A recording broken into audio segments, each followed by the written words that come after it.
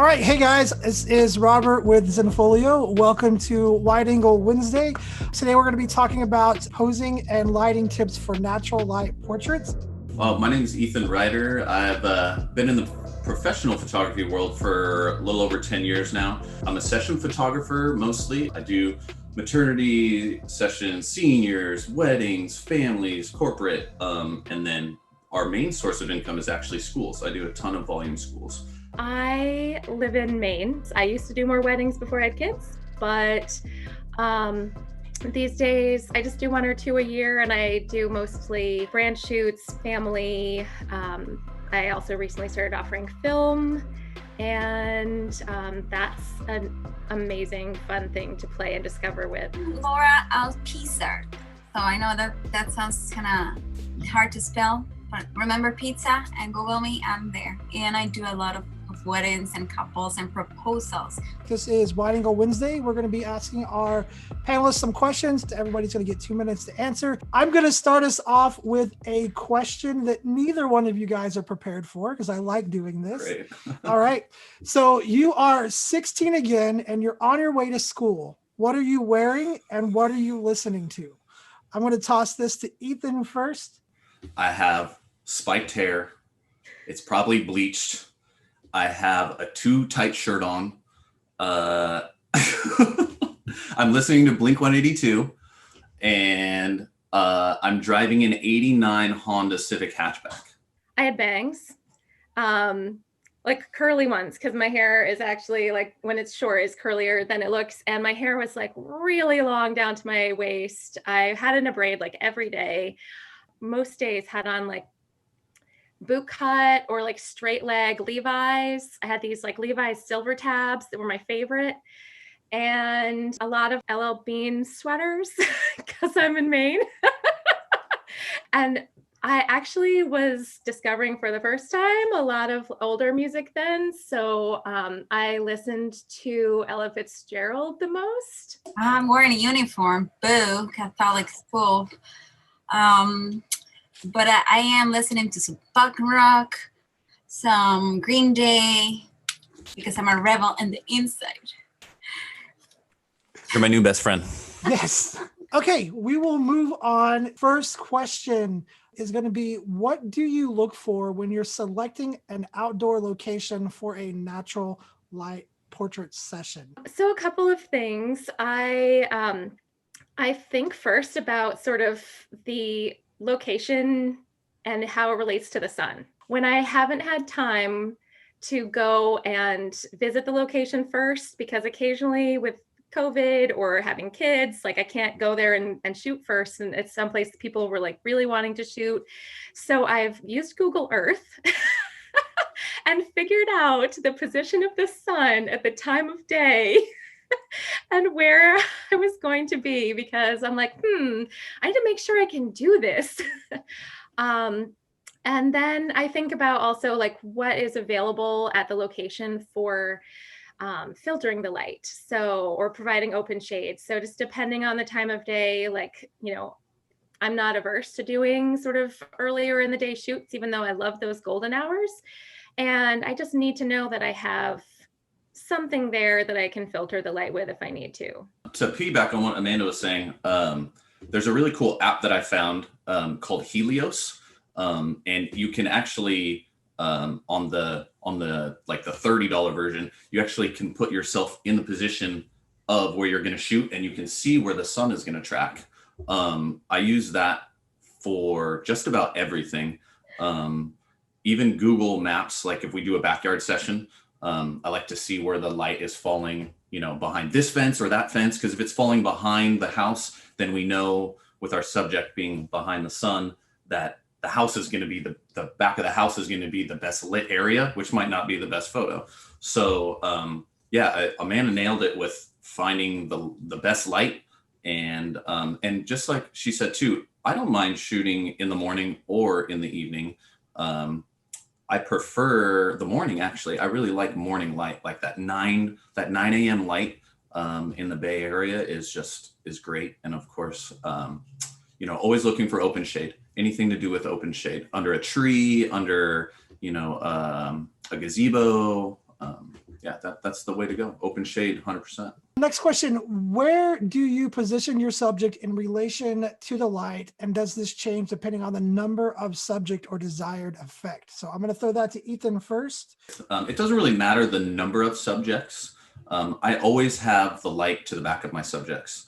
You'll notice if you turn, you can even just take your hand and kind of move it around the sun, and you can see where the best lighting hits the skin on your hand because of shade and everything. So we like to put the sun behind our subjects.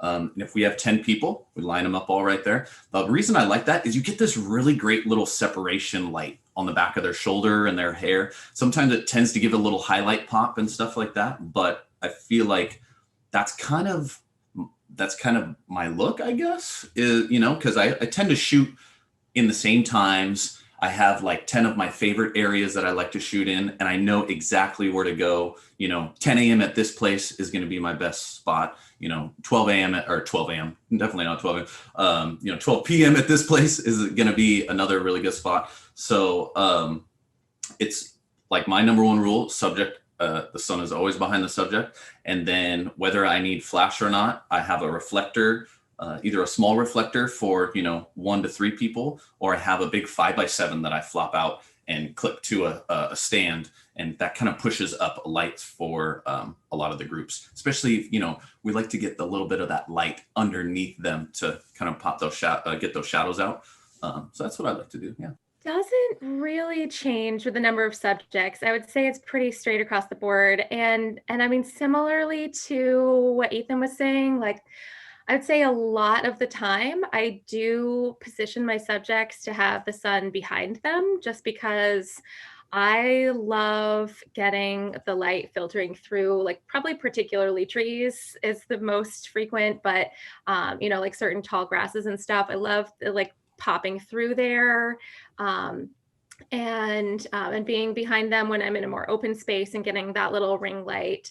But also, like, we have a fair amount, and probably you do too, wherever you are, of times where it just like it's overcast. Or it's foggy. And so in that case, like Ethan was talking about, it's so important to just do that trick with your hand. It's like your hand is your like number one friend when you're in a session. Other than holding your camera, it also tells you where the light is. Because it's so hard when you're dealing with diffused light to figure out where it is. And it's so important when you're in a diffused light situation to have your subjects like facing the light instead of back to it, so that you can get like, all of those shadows out from around their eyes and funny places like that. So it does depend on the kind of lighting situation. I do like to do same thing, backlit a lot, but I like to do sideways sometimes to get a little bit of flare. If we're shooting at sunset. Now, if the light is really harsh, I try to find open shade or filtering through the trees, because that gives us both of most of bed worlds, that kind of crispy golden light, as well as good definition on faces. But I do like to make sure that wherever I'm positioning, they have enough room to move around. And if they do tend to turn to each other, because I shoot a lot of couples and they're facing each other, that the light is not gonna mess up with that, and someone is just with the light on their face, or the other person is completely washed out if they're blonde and their hair is completely washed out. So I think the trick of the hand is also my best friend, especially if it's overcast. And I also use an app sometimes if I can't figure it out, that tells you the direction of light. Because I've seen that happen, that I have the perfect backdrop and I'm positioning someone with the backdrop, but the light is opposite. And it's kind of sad, but I tend to prefer to have faces look good than perfect backdrop. The other thing you can do is a golf ball on a string, because there's so many divots on the golf ball. You can see exactly the angle of what divot it hits. So you can, because you can see if the golf ball is getting hit right here, you can match that light when you're compositing and whatnot. Next question. Let's go to Amanda first on this one. What's a guaranteed great natural lighting situation outdoors? So like maybe like what's your ideal situation outdoors for lighting? That is so hard to choose, Robert.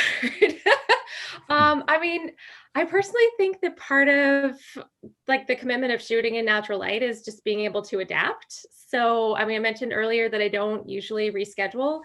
So you can plan and you might like be hoping for this particular session to have golden light, but a lot of times it's just difficult for families to reschedule.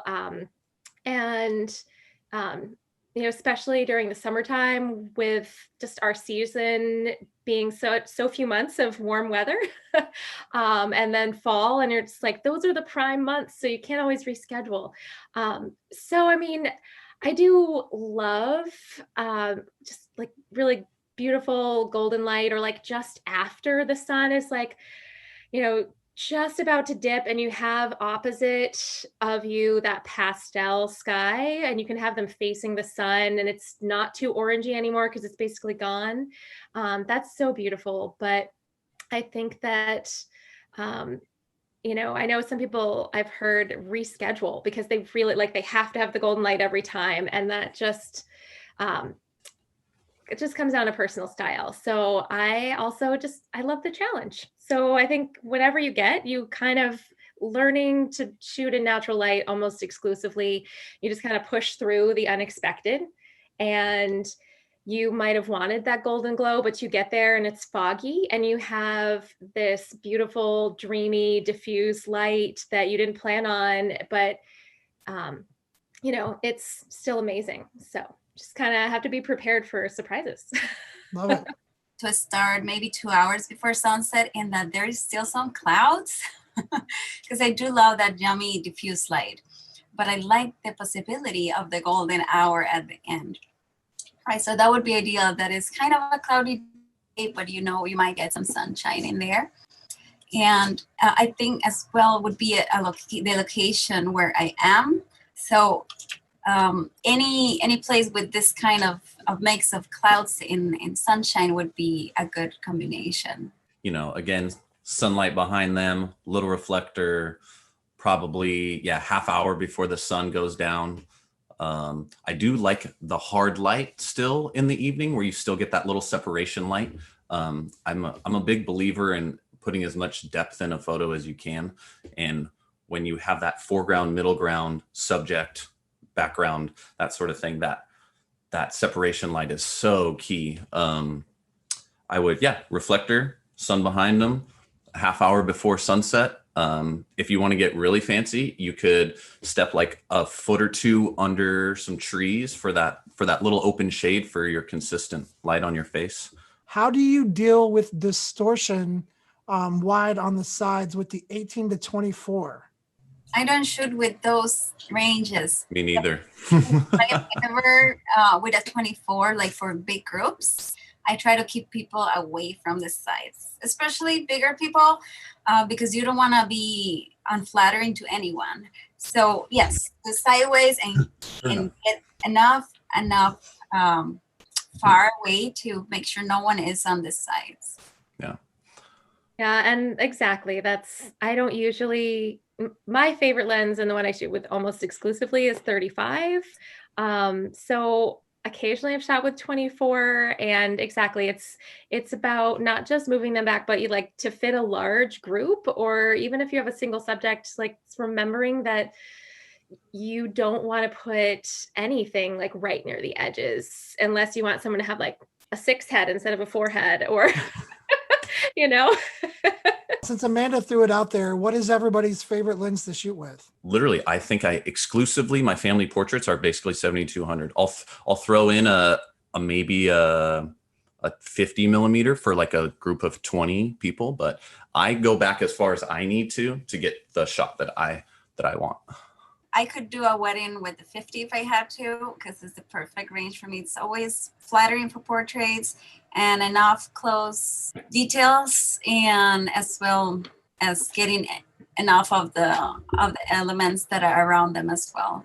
But I do shoot 35, 50, 85. That's what I always use. How do you shoot natural light indoors?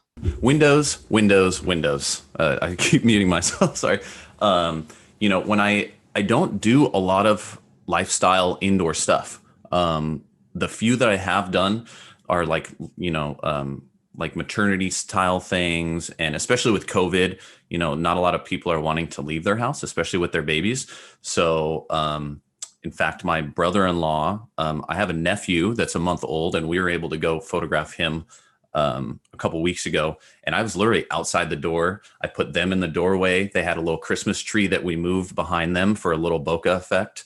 I'm sure you photographers know 25% of photography is just moving furniture around and getting it where it needs to be so it looks right.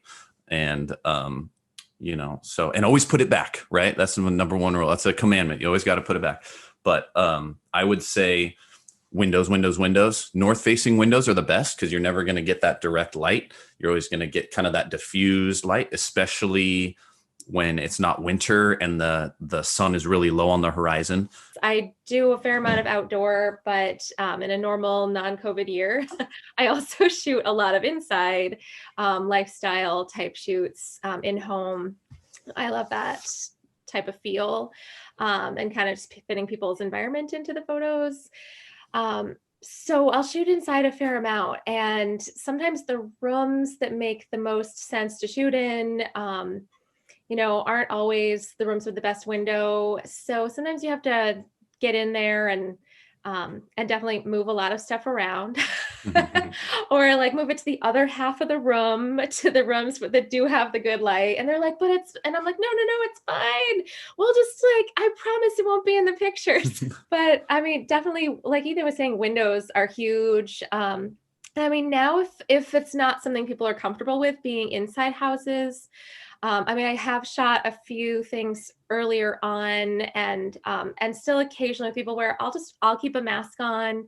I sanitize before I go in, and we shoot inside because it makes sense for what they need. But otherwise, another alternative to kind of make things work is shooting from the door. Like Ethan was talking about, so like you're talking about shooting from the doorway. So you do some really cool things from the door. Inside or outside, because if you are shooting inside, the entryway of people's homes can actually be really lovely depending on like the type of people and how organized they are. And you can get some gorgeous light, and some homes just have really beautiful front doors too. And it's a neat way to get that in. And then I guess really remembering that you can shoot sometimes through the windows too. And depending on the house, you could get some really cool reflections too. It's not something I can always do around here because not everyone has big enough windows on the ground floor.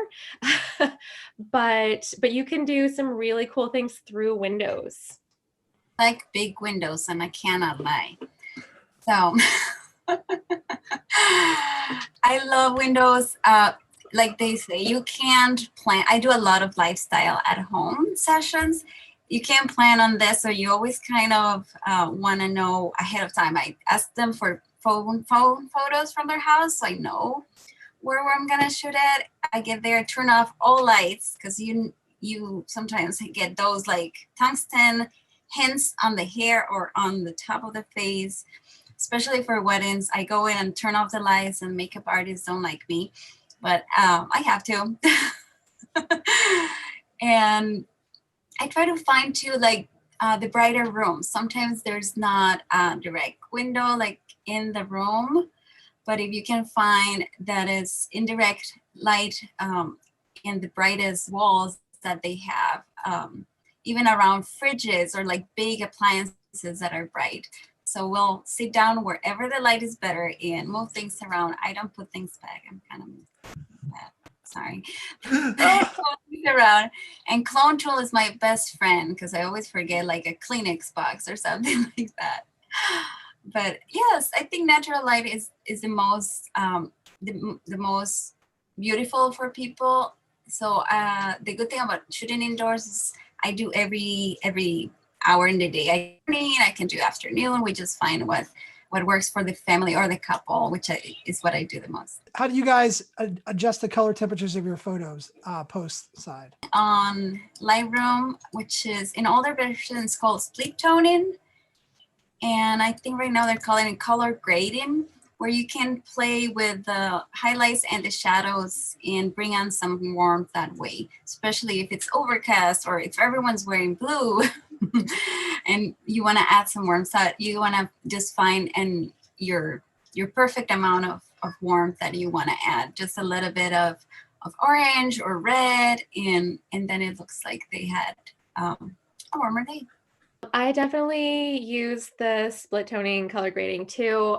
Sometimes I'll also just try to get the yellow right. But even though I shoot in RAW and I usually balance like while I'm shooting, there's just times where like the moment is more important than getting that setting changed if you're in the middle of switching locations. And so I think we've all been there where you don't have it in the right light in camera.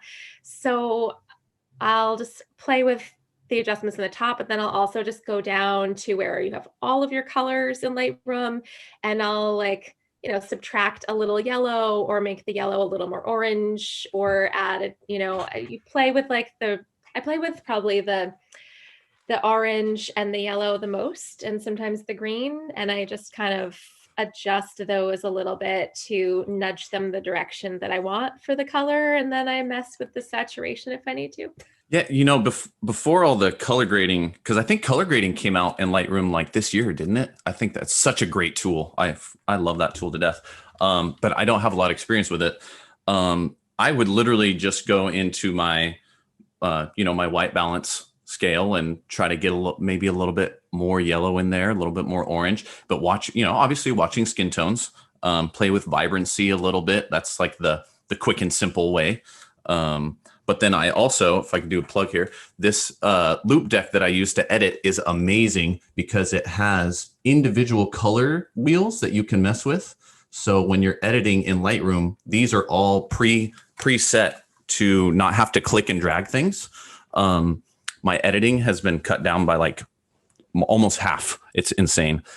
So I use those things to adjust every single individual color.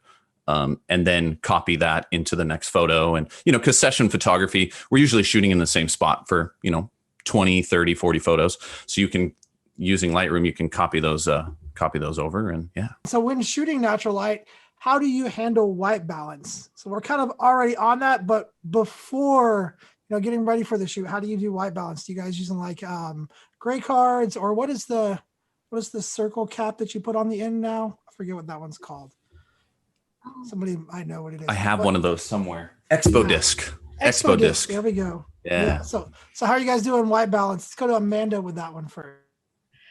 Yeah, I got an Expo disc because I thought that it would just make me faster, but I don't know if it's just me. A lot of people love them.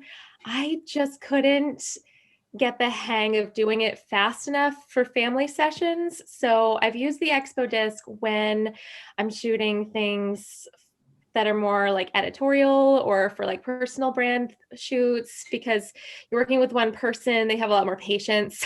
But I just wasn't finding it fast enough to use the Expo disc for balancing when I'm shooting with small kids around, even my kids. So I just, I could not list like exactly, but I shoot in Kelvin, and probably you guys do too. I highly recommend it for anyone that's not already shooting in Kelvin for their RAW, because you just get so much more range of adjustment.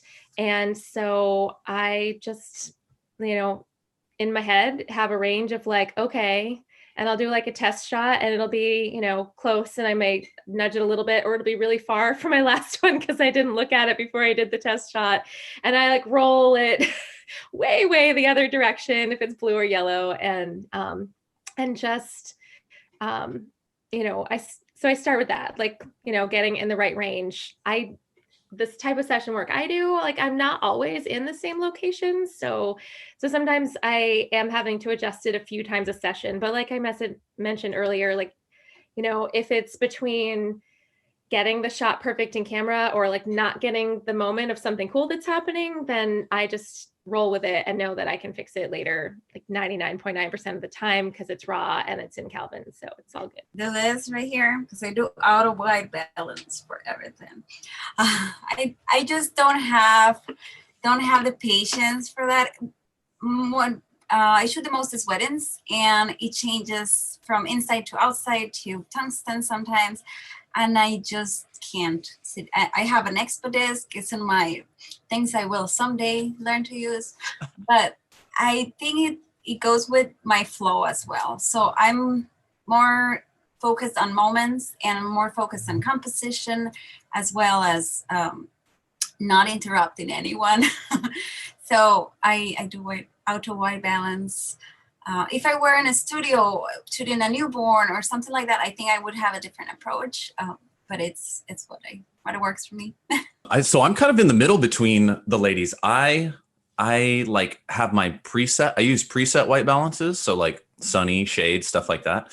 And then I go in and tweak just my little adjustments once I get into Lightroom. So there's not a real. I feel like there's not a right answer. You know, everybody has their way of doing it, and just like in Photoshop, there's so many different ways of doing it. And if it works perfectly for you, that's what's so amazing about photography. What do you typically bring on a shoot with you to manipulate the light? What I like to do is, it seems like the piece of equipment that you need is the one that you left at home. So I bring everything all the time. My trunk literally has light stands in it right now. It has my portrait bench in it right now. It has a reflector in it. Like, I'm ready to literally hop in the car, grab my camera from over here and go. So it's light stand, reflector holder arm. Always bring a backup light. Always. I mean, we're natural light photographers, but if that overcast becomes just so flat that it's just kind of gross, pop a little flash in there, you know, get a little bit of zest, a little bit of color vibrancy in there with that. And that really helps out and has saved the day multiple times for me, for sure. Yeah, that's what I bring. Kind of the exact opposite. Honestly, I bring almost nothing. I have a clear umbrella in my car in case it starts sprinkling. And, you know, for like getting you through a part of a shoot if it doesn't pour. And I keep a reflector in my car, like a pretty good sized one, but I almost never take them out. So I just kind of roll with it. I mean, I think that for me, I don't know, I just like to practice in my personal work, like all kinds of light and making it work the way that I want to. So, you know, sometimes that means I get home and I might have to tweak something a little bit to make it a little more vibrant or add a little bit of contrast that wasn't there. But I just like going light.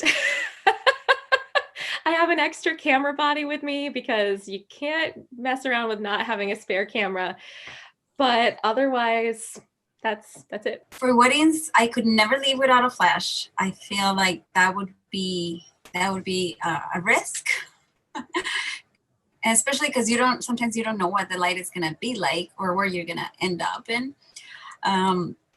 So I always bring just one or two lights. I have a light stand and softbox in my car, one of those easy ones that you can just pop.